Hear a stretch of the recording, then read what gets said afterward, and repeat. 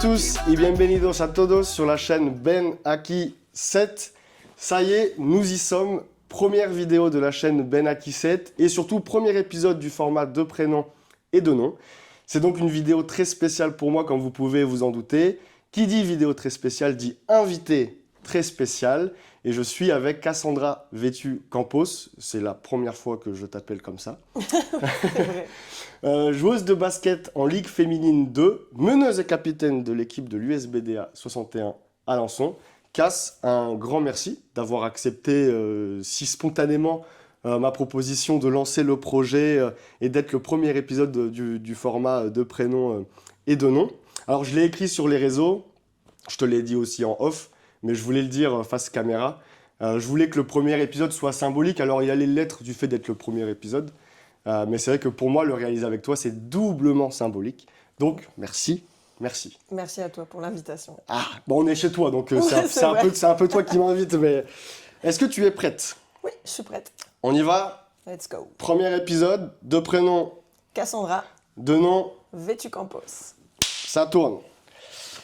Première partie, de prénom, Cassandra. Donc là, on n'est plus sur la personne. Ok? Ta saison s'est terminée il y a quelques jours. C'est encore tôt. À la grande surprise générale. On y reviendra un petit peu plus tard.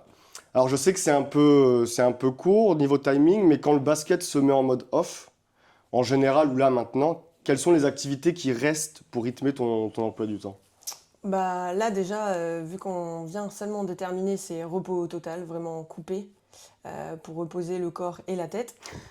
Il y a besoin. C'est super important, ouais, parce que la saison a été très très longue et intense. Et après, l'idée, c'est de profiter déjà du soleil. Ouais, c'est vrai, quand il y en a. De profiter des amis, de pouvoir aller se balader un petit peu parce que c'est un peu... Enfin voilà, aller boire un verre avec les copains, ou c'est des choses qu'on ne peut pas forcément faire en saison. Et après, c'est faire un peu d'autres sports, de la course à pied, de la muscu, du paddle, enfin ce genre de choses. De te maintenir. Ouais, c'est ça, se maintenir en forme parce que bah, voilà, c'est important, mais de faire d'autres choses que toucher le ballon de basket, quoi. Et il y a le travail aussi. Et il y a le travail aussi. Il y a le travail aussi. Ouais, Pour ceux qui ne savent pas, tu es psychologue avec les enfants, c'est ça. atteint d'autisme. Oui, pas Et que, mais trouble 10. il y en a. Ouais, c'est ça, trouble du neurodéveloppement. Donc, il y a trouble 10, autisme, TDAH. Si je ne me trompe pas, j'ai fait des recherches. Ouais. Trouble 10, c'est lié à tout ce qui est langage et aux apprentissages. Ouais, c'est ça, c'est trouble En gros. des apprentissages globalement. Ok. Ce serait un peu chiant de détailler là, mais c'est ça, ouais. Est-ce que avant de devenir psychologue ou de vouloir être psychologue, est-ce qu'il y avait un métier ou des métiers qui t'ont intéressé avant? Si je prends vraiment quand j'étais petite, je voulais être prof des écoles. Ok, Je crois que c'est un peu le rêve Bah, de tous les gamins presque. Enfin, c'est possible, mais après tu es une avec grande le partie. public. après, prof de PS. Ok, Là, ça commençait à aller vers le sport. Là. Et après, je ne savais pas trop à la sortie du bac. Donc, je suis allée en médecine. Mais en fait, je pense que globalement, je voulais aller dans le domaine de la santé ok. et du social, sans vraiment trop savoir ce que je voulais faire. Et un peu par hasard, après ma première année de médecine, j'ai vu qu'il y avait une passerelle vers la psychologie. Et je me suis dit, je crois que c'est ça en fait que je veux faire. Et au final, bah, c'est... Donc c'est cette passerelle-là qui a été le déclic. Ouais, c'est ça. Ok, très bien. Dans la psychologie, bon, je ne suis pas psychologue, mais je sais que parfois, notamment avec les enfants qui ont du mal à s'exprimer, on va utiliser différentes manières pour qu'ils puissent s'exprimer. Par exemple, le dessin ou l'analyse d'images, voilà. Moi, je ne t'ai pas demandé de dessiner ce matin. C'est mieux. Je t'ai demandé de nous présenter. Alors, ça peut être 3 objets qui te représentent ou 3 objets qui comptent pour toi. Est-ce que tu peux nous présenter les objets que tu as choisis? Ouais, bah, le premier, c'est pas trop une surprise. Un ballon de basket, parce que forcément, ça fait 20 ans que je joue et voilà, c'est une partie très importante dans ma vie. Ouais. Donc le premier. Le deuxième, bah, c'est un peu en lien avec ce dont on parlait, Il y a forcément. beaucoup de post-it. Hein. Ouais, j'adore lire. J'ai plein de livres et bah, j'ai pris celui sur l'autisme, parce que c'est quelque chose qui compte beaucoup pour moi et qui m'intéresse beaucoup. Et le dernier, grosse partie de ma vie aussi, les BN, parce que j'adore le sucre et voilà, j'adore les gâteaux et j'adore les BN. Donc, j'imagine que tu peux... Enfin, peut-être que tu n'en manges pas trop pendant la saison, mais là, il va y avoir une rupture de stock chez BN. En vrai, ça va, je me prive pas vraiment. C'est ce que je dis souvent, c'est que Quand j'ai envie de manger des petits gâteaux, enfin voilà, Oui, du tu te sucre, fais plaisir quand même aussi. je me fais plaisir. Après, je fais juste attention. Les gens me demandent souvent si j'ai un régime particulier en tant que sportif de haut niveau et je leur dis que non parce que ça va. J'ai la chance d'avoir un bon organisme, Un j'ai envie de métabolisme dire, un qui, bon métabolisme. qui te pardonne des fois. Ouais, c'est ça. Mais je mange quand même super équilibré et après, je me prive pas en fait de petits plaisirs parce que je sais que derrière, ça va me frustrer et au final, ça va avoir l'effet inverse. Les BN, c'est les gâteaux que tous les enfants presque raffolent. D'ailleurs, tu vas nous parler un petit peu de ton enfance, mais je vais t'expliquer. Tu vas pas nous parler de toute ton enfance. Psychothérapie. C'est un peu ça, tu vois. Je m'adapte au métier de la personne qui est en face de moi. Mais en gros, tu vas juste compléter la phrase suivante. Ok. Avec peut-être le premier souvenir qui te vient en tête ou une anecdote que tu veux nous raconter. Ok. Ok. Quand j'étais enfant, je suis, ou quand j'étais enfant, j'ai. Oh waouh. C'est super compliqué ça. Ouais. Quand j'étais enfant, Ça peut être une anecdote basique, hein, vraiment toute simple, ou un souvenir qui te marque, qui t'a marqué quand tu étais petite. ouais, je cherche, mais j'ai une anecdote, mais peut-être qu'il n'y a rien à voir, mais j'en parle souvent parce Bah, que c'est ça pas- m'a marqué. Eh ben, si ça t'a marqué, c'est ça qu'il faut nous raconter. J'adorais l'école et j'étais en CM1 peut-être, CE2, CM1. Et on avait des exercices à faire en autonomie et on devait enchaîner les fiches. Ok, Mais entre-temps, il fallait faire vérifier par la maîtresse. ok. Sauf que moi, en fait, je sais pas, j'étais à l'aise, j'ai enchaîné et l'instit, elle était super sympa, mais je crois que c'était pas son jour. Ah, Et elle m'a disputé vraiment fort en disant mais je t'avais dit de venir vérifier si l'exercice était bon avant d'enchaîner la fiche suivante. Et en fait, moi, j'avais tout bon, je voyais pas le mal. ah oui, j'ai bon, pourquoi faire C'est vérifier? ça, genre j'ai bon, je sais que j'ai bon, donc j'enchaîne. Et elle m'avait reprise devant tout le monde. Et franchement, ça m'a marqué émotionnellement parce que j'ai pas énormément de souvenirs de l'école primaire. Mais Ah, donc cette chose-là, celui-là, ça m'a vraiment marqué. Et derrière, chaque exercice, j'allais vérifier. J'allais le faire vérifier. Donc voilà, je sais pas, ça n'a pas vraiment de lien ou de... ah ben non, mais si ça t'a marqué, c'est une anecdote qui est bonne à prendre, on prend. Après, j'en ai une autre, je sais pas si j'ai... Je vais essayer Trop de tard, choisir c'est les bons. déclenché, Grave, c'est trop tard, c'est déclenché, t'es obligé. J'en ai une autre un peu plus drôle. Mais je suis pas du genre, et j'étais pas non plus, étant petite, du genre à rentrer dans les conflits, mais il y avait une jeune fille qui m'embêtait souvent à la récréation, Ok, t'as son prénom ou pas? Océane, je crois. Ouais, c'est va sûr, chercher toutes c'était les Océanes. Océane. Et elle m'embêtait, elle me cherchait. Et à un moment donné, je lui ai mis un coup de genou, mais bien placé, si tu vois ce que je veux dire. Ouais, je vois. Je pense qu'on l'a tous vu. Et bah derrière, elle m'a plus jamais embêtée. Comme quoi, des fois, la violence... Bon, Non, c'est pas le message qu'on veut faire passer. Non, mais c'est bien la seule fois où Il j'ai t'a mis utilisé. un coup à quelqu'un. Mais bon, derrière, elle a arrêté de m'embêter, donc... Voilà. Des trucs bizarres qui me marquent comme ça. Bon. Bah, Océane, on te dit pas bonjour aujourd'hui. Non, du coup... Voilà. Mais bon. On a utilisé la violence pour avoir une fin qui pouvait t'aider. Ouais, c'était pas bien du tout, mais bon, ça a été efficace malheureusement. Est-ce que aujourd'hui, bon, il y a Cassandra adulte maintenant, il y a la Cassandra petite. Est-ce que toi, tu vois une grande différence? Alors forcément, oui, il y a une différence parce que quand on grandit, quand on va mûrir, on va avoir les goûts qui vont se développer, donc forcément, on change un peu. Mais finalement, avec le recul, est-ce que la Cassandra d'aujourd'hui, c'est une suite logique de la Cassandra qui était enfant? Ou est-ce qu'il y a vraiment une différence? Tu vois ce que je veux dire? Ouais. Non, je pense pas. Je pense plutôt que j'ai évolué, bah, un peu comme tout le monde, mais plus en termes de continuité, quoi. Ok, Il n'y a voilà, pas eu c'est ça. de cassure ou de coupure ou de vrais changements. Je pense juste que ouais, j'ai pas vraiment changé dans le fond. Ma personnalité est toujours la même, si ce n'est que j'ose de plus en plus de choses. Ok. Je dirais que je fais de moins en moins attention au regard des autres, même si j'ai encore beaucoup de boulot là-dessus à Ok. faire, mais je fais de moins en moins attention à ce que les gens peuvent penser, peuvent attendre de moi, et je fais plus les choses pour moi en fait. Mhm. Donc je dirais que c'est plutôt ça que j'ai appris avec le temps et C'est dans la sur lesquels je continuité. m'améliore de plus en plus. Et, Ok. ça fait du bien. Bah ouais, de toute façon, on a toujours besoin aussi comment dire, comme tu as dit, d'aller vers de nouvelles choses et puis développer j'allais dire des skills, mais c'est pas trop ça, mais des choses qu'on faisait pas avant, mais c'est toujours bon d'aller vers l'inconnu, quoi. Ouais, c'est ça, oser des choses C'est et ça. pas faire attention au regard des autres ou à ce que les autres peuvent Les, penser. les gens qui te voient juste, entre guillemets, juste par le basket, je pense que là, je vais pas inventer, c'est ce qui ressort. Quand on parle de toi sur le terrain, on va dire que tu es une joueuse qui se bat, qui abandonne pas, peu importe la difficulté. On va pouvoir des fois te trouver par terre pour choper un ballon. On va pouvoir te voir dans les airs pour choper un rebond. Euh, mais dans la vie de tous les jours, quand tu as des difficultés, des obstacles, que ce soit perso ou pro, est-ce que tu as, j'allais dire un remède ou des remèdes, est-ce que tu as une façon de faire pour faire face à ces moments-là? Est-ce que tu te tournes vers quelqu'un spécialement ou est-ce que tu essayes de régler ça toi-même?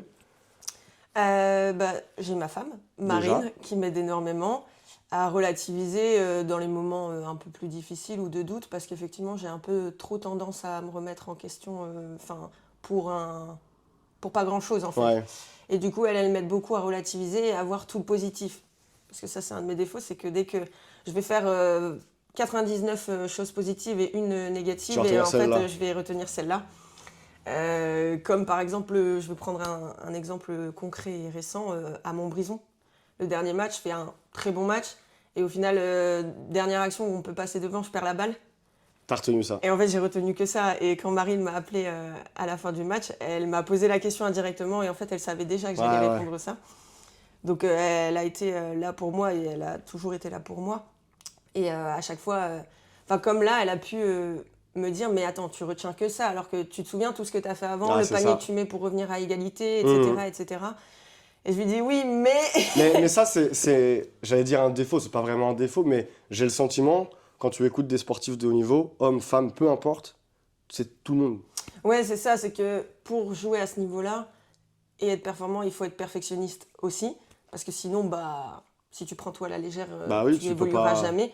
Mais c'est quand même bien pour pas tomber dans un mauvais mood, d'avoir des personnes autour qui puissent te rappeler que, ok, attends quand même, t'as fait énormément de bonnes choses et il faut pas retenir que le négatif. Bien Ouais, sûr tout à que fait. ça, tu essaieras de l'améliorer plus tard, mais Mhm. voilà. Donc oui, moi j'essaie de prendre du recul, mais je prends plus de temps et du coup, le fait d'avoir des personnes comme ça Ok, qui te relèvent tout à fait. tout de suite, ça aide vraiment. En plus, dans une équipe, donc tu es accompagné par tes coéquipières, dans la vie de tous les jours par ta femme et aussi ta famille. Ouais. J'imagine que de pratiquer ton sport, le basket, ta passion, ça peut aussi t'aider. Quand tu es dans un bad mood, tu vas à l'entraînement, tu dis bon, là, je vais me défouler, ça peut que t'aider. Mais si j'enlève le basket, est-ce qu'il y a d'autres sports que peut-être tu aimes pratiquer pour justement te défouler, etc. ou que tu aimes regarder? Et est-ce que aussi tu as d'autres passions hors sport? Alors j'adore regarder le foot et courir. J'aime beaucoup parce qu'en plus ça vide la tête Ouais. et voilà, ça fait du bien. Et sinon, d'autres passions, lire. Mais bon, beaucoup de personnes diront et me disent que ça ne m'aide pas à relâcher un peu parce que du coup mon cerveau tourne tout le temps. Ouais. Mais moi, ça me fait du bien et j'ai besoin de toujours apprendre des nouvelles choses et me remplir de connaissances. Donc après, ça fait partie de mon fonctionnement. Et moi, même si souvent c'est en lien avec mon boulot d'ailleurs, avec la psychologie, moi, ça me permet de relâcher un peu et de m'évader. Donc, Ok. Bah oui, il y a beaucoup de monde qui se sert de la lecture. Je pense que peut-être ceux qui disent ça, peut-être, ce sont ceux qui n'ont peut-être pas l'habitude de lire ou qui n'ont pas le même ressenti aussi sur la lecture. oui, souvent, C'est c'est des possible gens aussi. qui n'aiment pas trop lire, donc ils ont C'est du po- mal à C'est comprendre. possible, Mais, c'est possible. Mais on a vu avec tous les post-it sur le bouquin que c'est bien, c'est les livres de psychologie qui peuvent t'aider.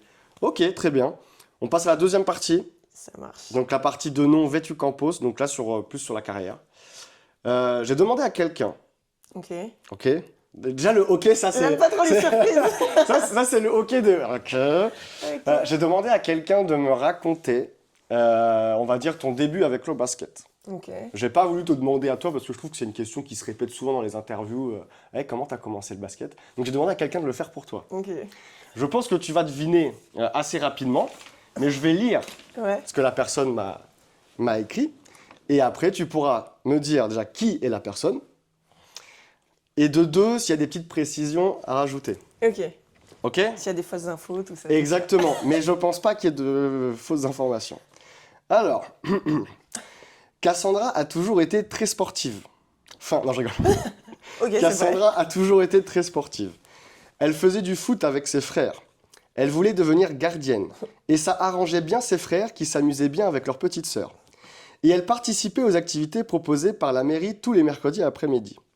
Donc, elle a essayé un peu tous les sports et elle a fini par vouloir faire du foot comme ses frères.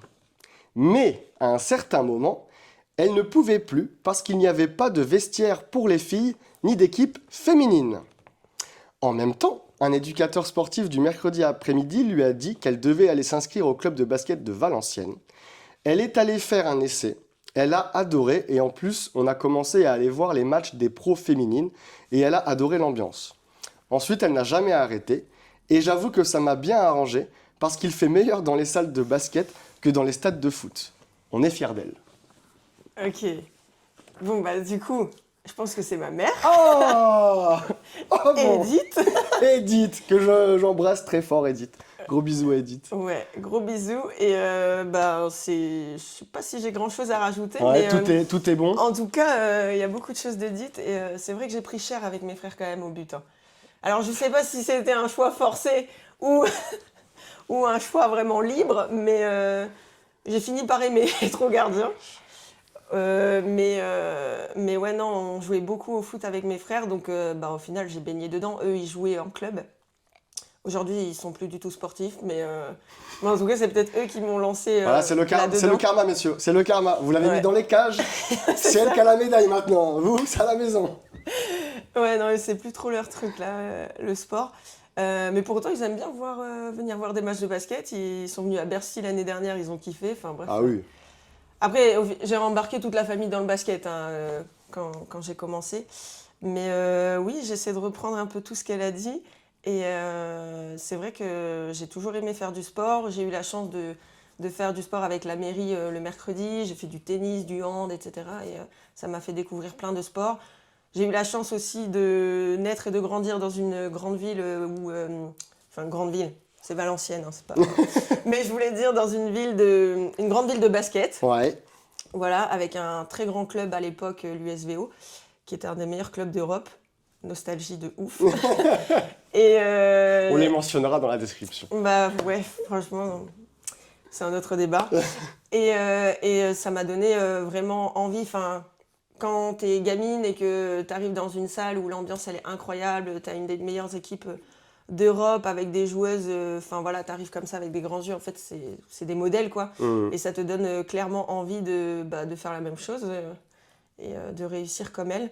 Donc bah, après, j'ai eu la chance de m'inscrire là-dedans. J'avais un peu de facilité au début et bah, ça s'est fait naturellement, quoi. Donc c'est vraiment, on va dire, les matchs pro peut-être de Valenciennes, d'avoir Ouais. l'ambiance, tout ça qui t'a dit, ok, basket. Ouais, clairement, parce que je pense que j'aimais tous les sports, tennis, hand, foot, basket. Et le déclencheur, ça a été ça, quoi. Ça a été les émotions que j'ai vécues dans les gradins en regardant ces filles-là jouer. Ouais. Et c'est ça qui m'a vraiment donné envie et qui m'a donné une accroche avec le Ouais, basket, tout à quoi. fait. C'est une très belle accroche. Et puis, c'est ce qui. Enfin, j'ai l'impression qu'il y a beaucoup d'enfants qui commencent un sport parce qu'ils ont vu peut-être à la télé ou en vrai. Et c'est ça qui déclenche, en fait. Ouais. Aujourd'hui, on te connaît comme la joueuse, entre guillemets, d'Alençon, la capitaine. Mais avant d'être à Alençon, tu étais à Tritt. Tri. À Tout chaque le fois, monde je dit dis. Tritt. Bah pourquoi? C'est- Parce qu'il ouais, parce Parce qu'il y a qu'il y le a T. TH. Bon, bah, on enlève le T. Tri. À Tri Saint-Léger, maillot jaune et bleu. Exactement. J'ai retenu le combo, il m'a marqué. Tu m'étonnes. Oui, il n'est pas commun. Avec ce club-là, tu as même été championne de National 2, Ouais, saison 2017-2018. sûrement. Là, les On dates, ira c'est pas trop vérifier, mon fort. mais je pense que je suis dans le bon. Aujourd'hui, avec les années qui se sont passées, comment tu définis ce club pour toi? Qu'est-ce qu'il représente? Est-ce qu'aujourd'hui, tu as encore une relation avec ce club-là? Enfin, Avec certaines personnes, oui. Après, pour moi, Tri, ça a vraiment été... c'était pendant mes 2 premières années de médecine. Donc, en Ok. fait, ça m'a permis de jouer au basket à un très bon niveau, en semi-pro, tout en faisant mes études. Et juste me faire plaisir et pas me prendre Ok. la tête, en fait, ce qui a toujours été mon souhait en jouant au basket. Et donc, ça a été un moment très important. Je crois que je suis restée 6 ans. Oui, donc c'est Là-bas. quand même une... Donc super important et au-delà du titre, enfin il y a eu le titre de champion de France en N2, Mais 2 ou 3 années avant, on a été vice-championne de France N3. Donc en fait, on est monté quoi avec ce Ouais. club-là. Et c'est ça qui est cool. Après, je suis partie parce que ça arrivait au moment où j'ai été diplômée psychologue. Et voilà, je voulais du changement un Ouais. petit peu et de nouveaux challenges. Mais ça a été de très belles années, là où j'ai pu prendre confiance aussi sur le plan basket et où j'ai pris de l'expérience en fait sans brûler les étapes quoi, tout en validant mon diplôme à côté. Donc en fait, il est assez lié à la partie études en fait. Mm. Études, tri. Et une fois que tu as eu ton diplôme, là, Ouais, tu as eu c'est besoin de ça. changer. Ok, mais Exactement. t'en as de très bons souvenirs, quoi. Ah oui, totalement. Avec Et ces puis en moments-là, plus, j'étais Tri, c'est à 5 minutes de Valenciennes, donc j'étais dans chez le toi. milieu familial chez moi et c'était, enfin, tout était réuni pour juste kiffer. C'est peut-être une question bête que je vais poser, même si je me dis qu'il n'y a jamais de question bête. Parce que tu as joué contre Tri, Oui. avec Alençon. Mm.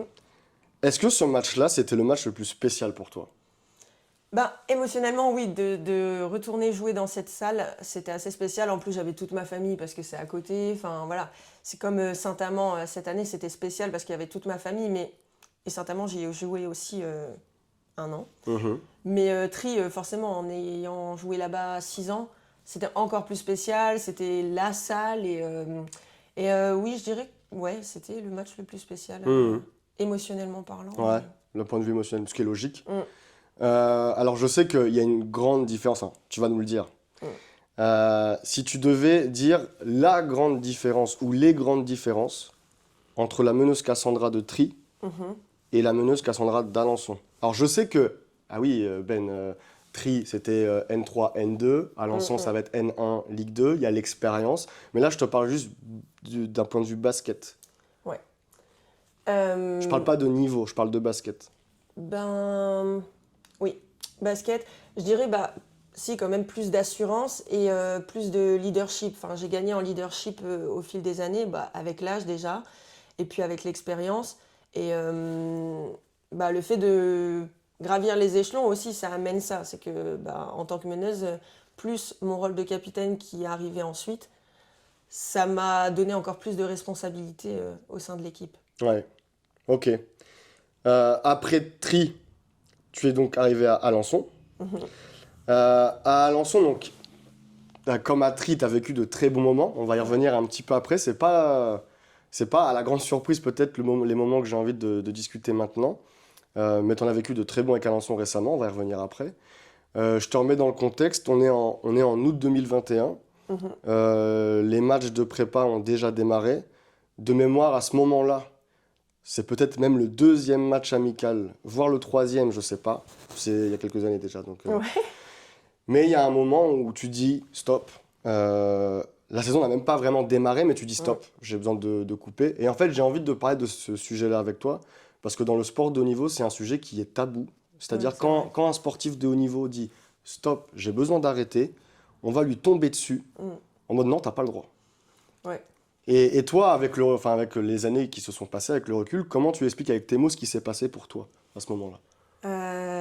Je pense que sur le plan personnel, c'était compliqué. Donc j'avais pas mal de choses à gérer émotionnellement de ce côté-là. Et pression basket aussi. Enfin, en fait, c'est les choses qui se sont accumulées entre ma vie perso et la vie basket. Ouais, Et plus le travail. Je pense qu'en fait, parce qu'il y a tout, il y a un mélange ouais, de c'est tout ça. ça. Tout ça, c'était vraiment trop pour moi à ce moment-là. Ça a fait un trop plein et ça a débordé en fait. Ouais, c'est ça. À ce moment-là. Après, ça peut paraître surprenant en début de saison parce que bah, tu te dis c'est que le début de saison, donc ça va. Mais en fait, ça faisait L'effet boule de neige. effet boule de neige et puis il y avait l'accumulation C'est des ça. années d'avant aussi. Donc je pense qu'à ce moment-là, juste moi personnellement, j'étais pas prête à affronter tout ça et il fallait faire un choix. Ok, Soit continuer de prendre sur moi et tout blinder, mais là, soit me dire ok, ben en fait dans la vie tu dois faire des choix Mhm. et t'es pas obligé de, on en revient à ce dont on parlait tout à l'heure, de faire ce que les autres attendent de toi en fait. Parce que je savais à ce moment-là que bah déjà ma famille en Mhm. premier, si je leur disais bah je vais faire une pause basket, je savais que la réaction, et ça a été un peu le cas, c'était mais t'es sûr, réfléchis bien. Donc les gens autour comprennent pas, même les proches, ils comprennent pas vraiment en fait tout ce qui peut se passer dans ta tête. Et du coup, à ce moment-là, j'avais même pas envie de me justifier, mais en fait, t'es un peu obligé de le faire, et même auprès de gens que tu connais pas vraiment. Parce que tu vois sur les réseaux, les gens commentent, les gens réagissent en fait, les gens essayent de savoir, d'avoir les infos. Et c'est pas facile, mais à ce moment-là, le meilleur choix pour moi, c'était ça, parce que je sentais que en fait, ça Ouais, débordait, stop. quoi. J'avais lu dans un article, mais qui date d'il y a 1 an, que t'expliquais qu'en gros, des fois, ton métier de psychologue pouvait aider sur le terrain. Ouais. Dans le sens, notamment dans la gestion, avec tes coéquipières, à canaliser les moments un peu chauds d'un match. Mm. Est-ce que on peut en conclure à ce moment-là, août 2021, qu'en fait, à ce moment-là, ton métier de psychologue, il n'a pas pu t'aider? D'un côté, il a pas pu m'aider parce que j'ai attendu. Il n'a pas pu t'aider pour le basket, mais il t'a aidé pour le côté perso, Ouais, peut-être. c'est ça. Il m'a aidé quand même à prendre du recul sur moi et à faire les bons choix. C'est ça. Enfin, le bon choix en tout cas. Mhm. Donc oui, ça m'a quand même aidé, même si, comme je dis tout le temps, les psys ont aussi souvent besoin d'un psy. Bah oui, tout à fait. Parce que c'est pas parce que t'es psy que en fait, tu arrives à gérer tous les moments de ta vie. Mhm. C'est même impossible.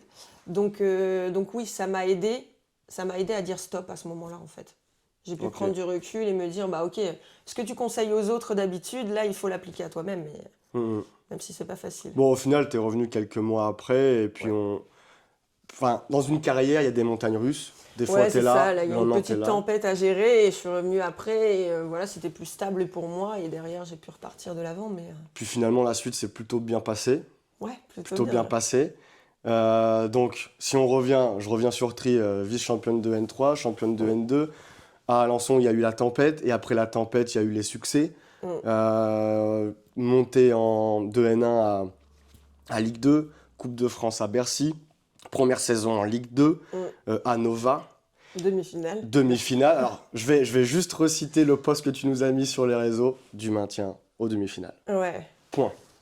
C'est tout ce que. En résumé, c'est ça. Déjà, tu as fait donc ta première saison là, cette année en Ligue 2. Quel est le regard que tu portes sur ta saison individuelle et sur votre saison collective? Sur le plan individuel, je suis plutôt fière de ce que j'ai fait pour une première saison en Ligue 2. Parce que forcément, il y avait beaucoup de pression. J'ai jamais joué en Ligue 2. Mhm. Oui, j'ai fait une bonne saison en N1, mais je sais que le gap, il est important Bah entre oui, les tout à deux. fait, tout à fait. Donc il y avait un peu d'appréhension, parce que tu arrives face à des joueuses expérimentées qui connaissent le niveau, etc. J'ai beau avoir 30 ans, en fait j'ai juste 1 an en Ligue 2. Ah, c'est ça. C'est juste ça. Donc voilà, mais plutôt satisfaite parce que je pense avoir apporté tout ce que je pouvais apporter à l'équipe et donc c'est plutôt satisfaisant sur ce point-là. Il y a eu un petit temps d'adaptation en début de saison parce que l'appréhension et puis le temps de s'adapter au jeu qui est totalement différent en fait. Mais après, ça a déroulé. Et sur le plan collectif, les montagnes russes, la vie quoi. Mais au final, c'est assez incroyable. Enfin, première année en Ligue 2, pour un promu, on arrive en demi-finale du championnat. Ça se joue à pas grand-chose, je pense plutôt, comment dire, la fatigue, les petits pépins et tout ça qui nous ont coûté cher en fin de saison. Mais je pense que avec avec le groupe complet, on aurait pu, à mon avis, et de façon très humble, mais passer peut-être jusqu'en finale. Parce qu'il a vraiment pas manqué grand-chose au premier match à Montbrison. Bah oui, tout à fait. Et au second, on était décimés, donc je pense que c'est pas très représentatif de ce qu'on pouvait produire, ce qu'on aurait pu produire au complet. Mais on a su rebondir en fait, donc ça c'est chouette aussi quand tu reprends le post que j'ai fait en écrivant du maintien aux demi-finales, c'est exactement ça, c'est que un mois avant on jouait le maintien, tout le monde était en mode oh là là, il faut absolument gagner, on était sous pression parce qu'il fallait absolument remporter celui-là, puis celui-là, on était sous pression à chaque match pour se maintenir. Et au final, on s'est retrouvés, c'est la magie de la Ligue 2 aussi, c'est qu'il y a 12 équipes, il y en a 8 qui participent aux play-offs, on finit 7e, on rencontre les deuxièmes sans pression, parce qu'en plus, on les a battus 2 fois dans la saison. Donc, c'est ça. Tu te dis tout est possible, même si en play-off, tout est différent. Au final, on perd le premier, on gagne le second à Nova et on va gagner chez elle. Et après, les déplacements nous ont coûté cher aussi. ce que je disais par rapport à la fatigue et tout ça. Mais c'était juste... Enfin, derrière, c'était que du bonus, donc on n'avait plus de pression. Oui, comme tu dis, du bonus. Donc ouais, non, c'était génial. Je pense qu'on n'aurait pas pu rêver mieux. Enfin, Très clairement, ouais. Je pense pas. même s'il y a eu des moments difficiles où tout le monde a douté quand on a enchaîné quelques défaites, je pense que ça rend encore plus beau la fin, en fait. Ouais, carrément. De toute façon, dans le sport de haut niveau, basket ou autre sport collectif, je pense, je sais pas si c'est une règle dans tous les sports, mais 3 défaites de suite, c'est fini.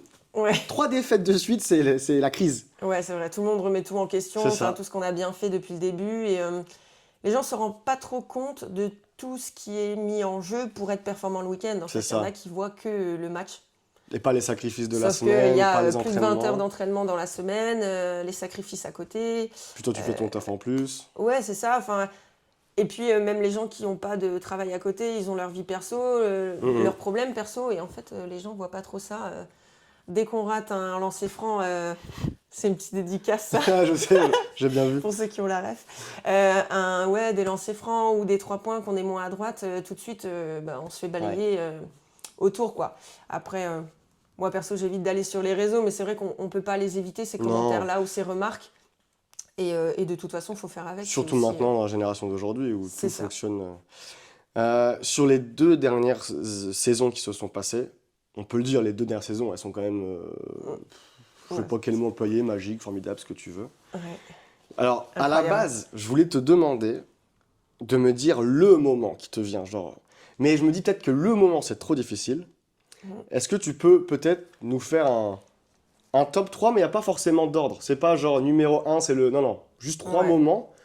Alors, ça peut être... Alors, parce que, on va dire, logiquement, elle va citer la Coupe de France, enfin voilà. Mais tu as le droit de citer aussi peut-être un match où ça a fait un déclic sur quelque chose, je sais pas. Mais 3 moments sur les 2 dernières saisons où il s'est passé des choses pour toi, tu vois. Je dirais déjà le premier, je repense au match de Coupe de France de l'année dernière, mais à Nantes. Ok, à Rezé ? Ouais, où on était totalement décimés. Et à ce moment-là, avant le match, on se pose en équipe avec le staff et on se dit, est-ce qu'on le joue ou pas ? Parce qu'en fait, on est encore en course pour monter, pour le titre de champion de France, en championnat. Et il y a la Coupe de France qu'on fait en parallèle, mais qui nous prend beaucoup d'énergie aussi. Et on se dit, si ce match-là, on le joue, sachant que, j'ai peur de dire des bêtises, mais il n'y avait pas Ney, il n'y avait pas Marie, je sais plus. Bref, il manquait beaucoup de joueuses, 3 joueuses, je crois. Peut-être Lisa aussi. Bref, j'ai peur de dire des bêtises, mais il manquait 3 joueuses majeures. Et on se dit, si on en pète une en plus là, ça peut... en fait, comment on finit la saison ? Et là, on peut être encore champion de France plus Coupe de France et monter. Et en fait, on n'aura peut-être rien du tout. Et on se dit, on discute tout ensemble et on se dit, on est compétitrice, on voit comment le match se passe, mais si on peut le prendre, c'est de gagner en fait. Et là, je sais pas, je pense métamorphose. Enfin, c'est ce qui a fait notre force d'ailleurs l'année dernière, c'est que dans les moments les plus difficiles, c'est là où on était le meilleur en fait, les meilleurs en fait. Et c'est ce qui s'est passé à Nantes, c'est que ça a été, on a sorti un match de dingo. Et après, ce qui m'a marqué aussi, c'est le moment d'échange qu'on a dans les vestiaires avec les supporters, parce qu'ils étaient nombreux à être venus. Et ils viennent tous à la fin et on chante, on danse, on fête la victoire dans les vestiaires avec eux. Et à ce moment-là, il y a eu un déclic, quoi. On s'est dit, mais là, plus rien peut nous arriver en fait. À ce moment-là, tu sens que... là, on est intouchable. Bon, à ce moment-là, on se dit, on le pense, on le dit pas fort. Dans l'euphorie, c'est l'euphorie. Voilà. Mais on se dit, franchement, si on est capable de faire ça aujourd'hui, jusqu'à la fin de saison, on peut faire ce qu'on veut. Enfin, on peut vraiment rêver du maximum.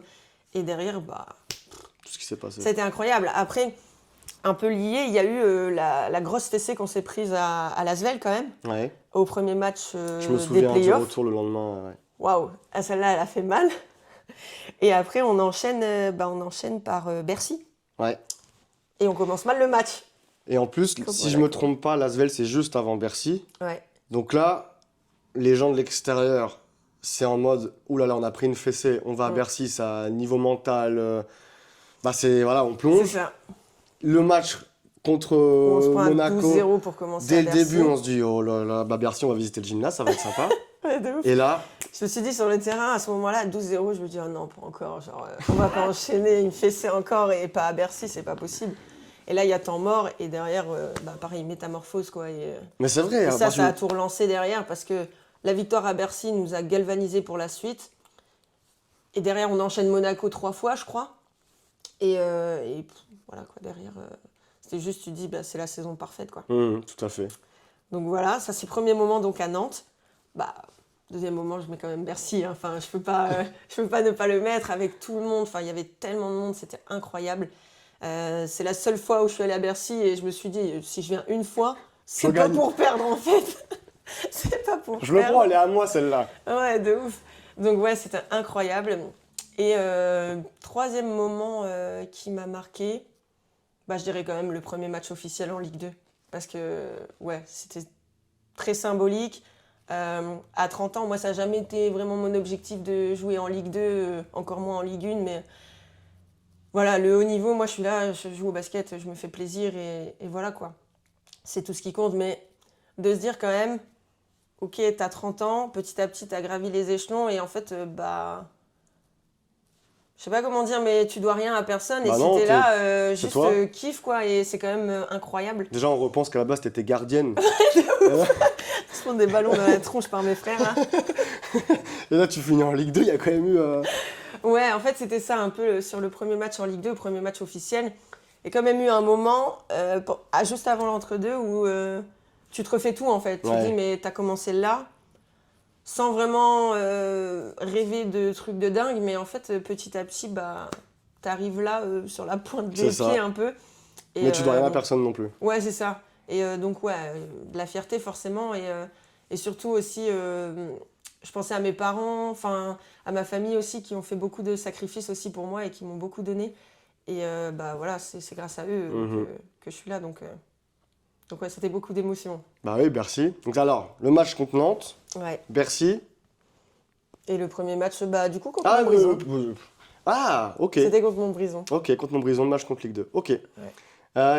Oui, comme tout à l'heure, tu as dit que bah, t'as gravi les échelons et puis t'es devenu capitaine. Ouais, aussi. Il y a quelques temps maintenant, il y a à peu près un an, je crois que c'est dans le même article où tout à l'heure je te disais avec le métier de psychologue, ça pouvait t'aider sur le terrain. Oui, je vois. Oui. On te posait la question, pour toi c'est quoi être capitaine? Et tu répondais que pour toi être capitaine c'est être un modèle, un soutien, savoir remobiliser son équipe quand il y a besoin dans les moments difficiles.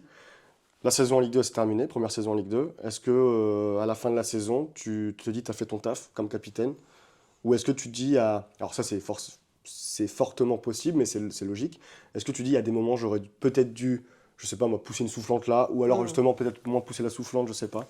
Bah, je sais que c'est pas trop dans mon ADN, c'est pas trop mon caractère de retourner un vestiaire ou d'aller pousser des gueulantes auprès des joueuses.